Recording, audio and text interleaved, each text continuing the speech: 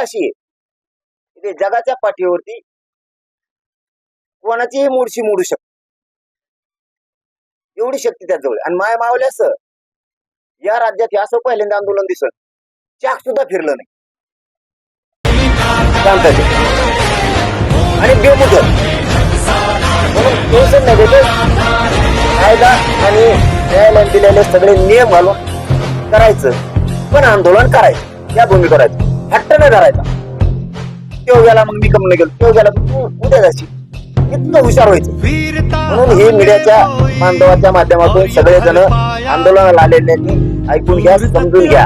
कारण मला जात शिकायची, तुम्हाला पण जात शिकायची. आडमुठापणा अजिबात नको.